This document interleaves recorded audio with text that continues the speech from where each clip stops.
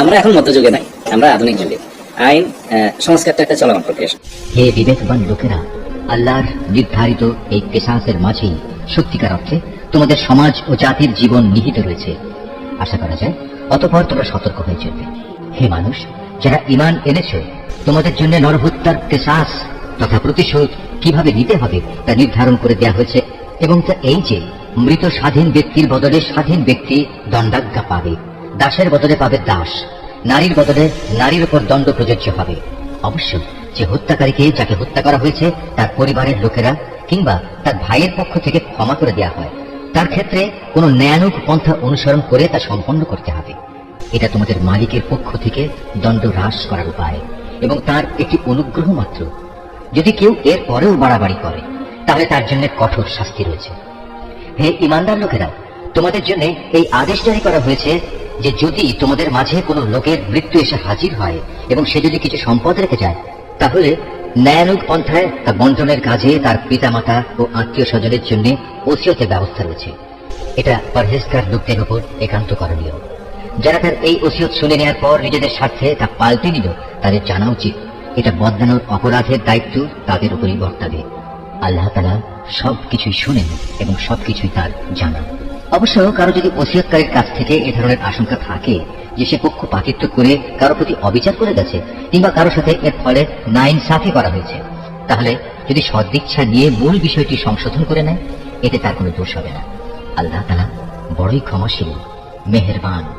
হে মানুষ, তোমরা যারা ঈমান এনেছ, তোমাদের উপর রোজা ফরজ করে দেওয়া হয়েছে, যেমনি করে ফরজ করা হয়েছিল তোমাদের পূর্ববর্তী লোকদের উপর, যেন তোমরা এর মাধ্যমে আল্লাহকে ভয় করতে পারো। রোজা ফরজ করা হয়েছে কয়েকটি নির্দিষ্ট দিনের জন্য। তারপরেও কেউ যদি সে দিনগুলোতে অসুস্থ হয়ে যায় কিংবা কেউ যদি তখন সফরে থাকে, সে ব্যক্তি সমপরিমাণ দিনের রোজা সুস্থ হয়ে গেলে অথবা সফর থেকে ফিরে এসে আদায় করে নেবে। এরপরেও যাদের উপর রোজা একান্ত কষ্টকর হবে, তাদের জন্য এর বিনিময়ে ফিদিয়া থাকবে, এবং তা হচ্ছে একজন গরিব ব্যক্তিকে তৃপ্তি ভরে খাবার দেয়া। অবশ্য যদি কোনো ব্যক্তি এর চাইতে বেশি দিয়ে ভালো কাজ করতে চায়, তাহলে এ অতিরিক্ত কাজ তার জন্য হবে একান্ত কল্যাণকর।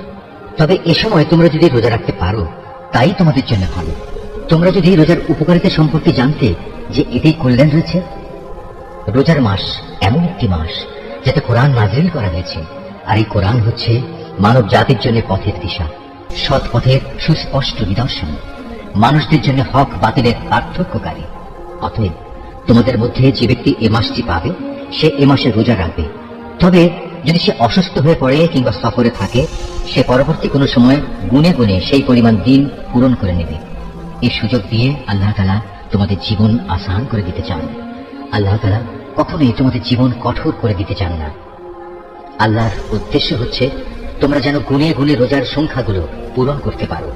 আল্লাহ তাআলা তোমাদের কোরআনের মাধ্যমে জীবন যাপনের যে পদ্ধতি শিখিয়েছেন, তার জন্য তোমরা তার মাহাত্ম্য বর্ণনা করতে এবং তার কৃতজ্ঞতা আদায় করতে পারো।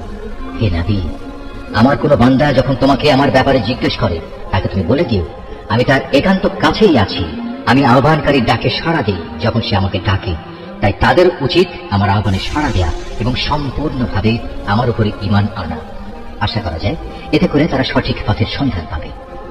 রোজার মাসের রাতের বেলায় তোমাদের স্ত্রীদের কাছে যৌন মিলনের জন্য যাওয়া তোমাদের জন্য হালাল করে দেওয়া হয়েছে, কারণ তোমাদের নারীরা যেমনি তোমাদের জন্য পোশাক স্বরূপ, ঠিক তোমরাও তাদের জন্য পোশাক সমতুল্য। আল্লাহ তাআলা এটা জানেন। রোজার মাসের রাতের বেলায় স্ত্রী সহবাসের ব্যাপারে তোমরা নানা ধরনের আত্মপ্রতারণার আশ্রয় নিচ্ছিলে, তাই তিনি তোমাদের উপর থেকে কড়াকড়ি শিথিল করে তোমাদের উপর দয়া করলেন এবং তোমাদের মাফ করে দিলেন। এখন তোমরা চাইলে তাদের সাথে সহবাস করতে পারো, এবং এ ব্যাপারে আল্লাহ পাক তোমাদের জন্য যা বিধিবিধান কিংবা সন্তান লিখে রেখেছেন তা সন্ধান করো।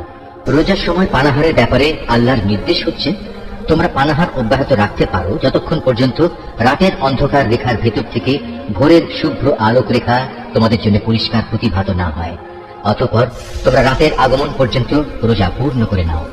তবে মসজিদে যখন তোমরা ইতিকাফ অবস্থায় থাকবে, তখন নারী সম্ভোগ থেকে বিরত থেকো। এই হচ্ছে আল্লাহ তাআলার নির্ধারিত সীমারেখা। অতএব তোমরা কখনো এর কাছেও যেও না। এভাবেই আল্লাহ তাআলা তার যাবতীয় নিদর্শন মানুষদের জন্য বলে দিয়েছেন, যাতে করে তারা এ আলোকে আল্লাহ তাআলাকে ভয় করতে পারে। তোমরা একে অন্যের অর্থ সম্পদ অন্যায় অবৈধভাবে আত্মসাৎ করো না।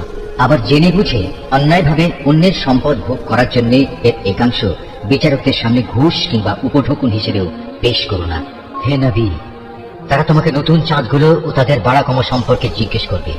তুমি তাদের বলে দাও, মূলত এগুলো হচ্ছে মানব জাতির জন্য একটি স্থায়ী সময় নির্ঘণ্ট, যার মাধ্যমে মানুষরা দিন তারিখ সম্পর্কে জানতে পারে। তাছাড়া এর মাধ্যমে লোকেরা হজের সময়সূচিও জেনে নিতে পারে। এহরাম বাঁধার পর পেছন দরজা দিয়ে ঘরে প্রবেশ করার মাঝে কোনো সওয়াব নেই। আসল নেকি হচ্ছে কে আল্লাহ তাআলাকে ভয় করলো তা দেখা। এখন থেকে ঘরে ঢোকার সময় সামনের দুয়ার দিয়েই তোমরা আসা যাওয়া করো। তোমরা একমাত্র আল্লাহ তাআলাকে ভয় করবে। তোমরা আল্লাহ তাআলার পথে সেসব লোকের সাথে লড়াই করো যারা তোমাদের সাথে লড়াই করে, কিন্তু কোনো অবস্থায় সীমা লঙ্ঘন করো না, কারণ আল্লাহ তাআলা কখনো সীমা লঙ্ঘনকারীদের পছন্দ করেন না। যেখানেই তোমরা তাদের পাও সেখানেই তোমরা তাদের হত্যা করো। যেসব স্থান থেকে তারা তোমাদের বহিষ্কার করে দিয়েছে, তোমরাও তাদের সেসব স্থান থেকে বের করে দাও।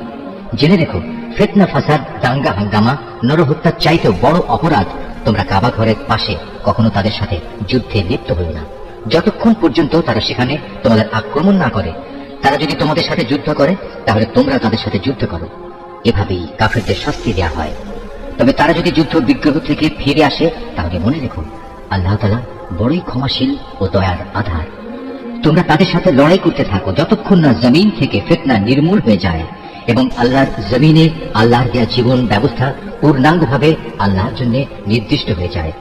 যদি তারা যুদ্ধ থেকে ফিরে আসে তবে তাদের সাথে আর কোনো বাড়াবাড়ি নয়। তবে হ্যাঁ, যারা নিজেরাই জালেম তাদের উপর এটা প্রযোজ্য নয়। একটি সম্মানিত মাসের বদলেই একটি সম্মানিত মাস আশা করা যাবে। প্রয়োজনে এই সম্মানিত মাস সমূহেও প্রতিশোধ ব্যবস্থা বৈধ হবে। এ সময়ে যদি কেউ তোমাদের উপর হস্ত প্রসারিত করে তাহলে তোমরাও তাদের উপর তেমনি হস্ত প্রসারিত করে জবাব দাও।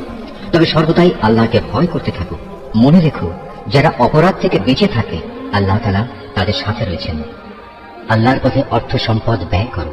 অর্থ সম্পদ আঁকড়ে ধরে নিজেদের হাতেই নিজেদের ধ্বংসের অতলে নিক্ষেপ করো না, এবং তোমরা অন্য মানুষদের সাথে দয়া অনুগ্রহ করো। নিশ্চয়ই আল্লাহ তাআলা অনুগ্রহকারী ব্যক্তিদের ভালোবাসেন। আল্লাহ তাআলা সন্তুষ্টির জন্য হজ ও উমরা সম্পন্ন করো। পথে যদি তোমাদের কোথাও বাধা দেওয়া হয় তাহলে সে স্থানে কোরবানির জন্য যা কিছু সহজভাবে হাতের কাছে পাওয়া যায় তা দিয়ে কোরবানি আদায় করে নাও। তবে কোরবানির পশু তার নির্দিষ্ট গন্তব্যস্থলে পৌঁছার আগ পর্যন্ত তোমরা তোমাদের মাথা মুন্ডন করো না। যদি তোমাদের মধ্যে কোনো ব্যক্তি অসুস্থ হয়ে পড়ে অথবা যদি তার মাথায় কোনো রোগ থাকে যে কারণে আগেই তার মাথা মুন্ডন করা প্রয়োজন হয়ে পড়ে, তাহলে সে যেন এর বিনিময়ে ফিদিয়া আদায় করে, এবং তা হচ্ছে কিছু রোজা রাখা অথবা অর্থ দান করা কিংবা কোরবানি আদায় করা। অতঃপর তোমরা যখন নিরাপদ হয়ে যাবে তখন তোমাদের কেউ যদি একসাথে হজ ও উমরা আদায় করতে চায় তার উচিত তার সাধ্য অনুযায়ী কোরবানি আদায় করা। যদি কোরবানি করার মতো কোনো পশু সে না পায় তাহলে সে যেন হজের সময়কালে 3টি এবং তোমরা যখন বাড়ি ফিরে আসবে তখন 7টি, সর্বমোট পূর্ণ 10টি রোজা রাখে। এই সুবিধাটুকু শুধু তাদের জন্য যাদের পরিবার পরিজন আল্লাহর ঘরের আশেপাশে বর্তমান নেই। তোমরা আল্লাহকে ভয় করো। জেনে রাখো, আল্লাহ তাআলা কঠোর আযাব প্রদানকারী বটে। হজের মাসসমূহ একান্ত সুপরিচিত। সে সময়গুলোর মধ্যে যে ব্যক্তি হজ আদায় করার মনস্থ করবে সে যেন জেনে রাখে, হজের ভেতর কোনো যৌন সম্ভোগ নেই, নেই কোনো অশ্লীল গালিগালাজ বা ঝগড়াঝাটি। আর যত ভালো কাজই তোমরা করো আল্লাহ তাআলা অবশ্যই তা জানেন। হজের নিয়ত করলে এর জন্য তোমরা পাথেয় জোগাড় করে নেবে, যদিও আল্লাহর ভয়টাই হচ্ছে মানুষের সর্বোৎকৃষ্ট পাথেয়। অতএব হে বুদ্ধিমান মানুষরা, তোমরা আমাকেই ভয় করো। হজের এই সময়গুলোতে যদি তোমরা আল্লাহর অনুগ্রহ তালাশ করতে গিয়ে কোনো অর্থনৈতিক ফায়দা হাসিল করতে চাও তাতে তোমাদের কোনোই দোষ নেই। অতঃপর তোমরা যখন আরাফাতের ময়দান থেকে ফিরে আসবে তখন মুজদালিফায় মশআরে হারামের কাছে এসে আল্লাহকে স্মরণ করবে। ঠিক যেমনি করে আল্লাহ তাআলা তোমাদের তাকে ডাকার পথ বলে দিয়েছেন তেমনি করে তাকে স্মরণ করবে। ইতিপূর্বে তোমরা আসলেই পথভ্রষ্টদের দলে সামিল ছিলে। তারপর তোমরা সে স্থান থেকে ফিরে এসো যেখান থেকে অন্য হজ পালনকারী ব্যক্তিরা ফিরে আসে। নিজেদের ভুল ভ্রান্তির জন্য আল্লাহ তাআলার কাছে ক্ষমা প্রার্থনা করো। নিঃসন্দেহে আল্লাহ তাআলা গুনাহ খাতা মাফ করে দেন, তিনি বড়ই দয়ালু। যখন তোমরা তোমাদের হজের যাবতীয় আনুষ্ঠানিকতা শেষ করে নেবে তখন এখানে বসে আগের দিনে যেভাবে তোমরা তোমাদের পূর্বপুরুষদের গৌরবের কথা স্মরণ করতে তেমনি করে বরং তার চেয়ে বেশি পরিমাণে এখন আল্লাহকে স্মরণ করো। মানুষদের ভেতর থেকে একদল লোক বলে, হে আমাদের মালিক, সব ভালো জিনিস তুমি আমাদের এই দুনিয়াতেই দিয়ে দাও। বস্তুত যারা এ ধরনের কথা বলে তাদের জন্য পরকালে আর কোনো পাওনাই বাকি থাকে না। আবার এই মানুষদেরই আর এক দল বলে, হে আমাদের প্রতিপালক, এ দুনিয়ায়ও তুমি আমাদের কল্যাণ দান করো, পরকালেও তুমি আমাদের কল্যাণ দাও। সর্বোপরি তুমি আমাদের আগুনের আযাব থেকে নিষ্কৃতি দাও। এ ধরনের লোকদের তাদের নিজ নিজ উপার্জন মোতাবেক তাদের যথার্থ হিস্সা রয়েছে। আল্লাহ তাআলাই হচ্ছেন দ্রুত হিসাব গ্রহণকারী। হাতে গোনা হজের এ কয়টি দিনে বেশি পরিমাণে আল্লাহকে স্মরণ করো। হজের পর যদি কেউ তাড়াহুড়ো করে দুদিনের মধ্যে মিনা থেকে মক্কায় ফিরে আসে, তাতে যেমন কোনো দোষ নেই, তেমনি যদি কোনো ব্যক্তি সেখানে আরো বেশি অপেক্ষা করতে চায়, তাতেও কোনো দোষ নেই। এই নিয়ম হচ্ছে তার জন্য যে আল্লাহকে ভয় করেছে। তোমরা শুধু আল্লাহ তাআলাকে ভয় করো এবং জেনে রাখো একদিন তোমাদের তাঁর কাছেই জড়ো করা হবে।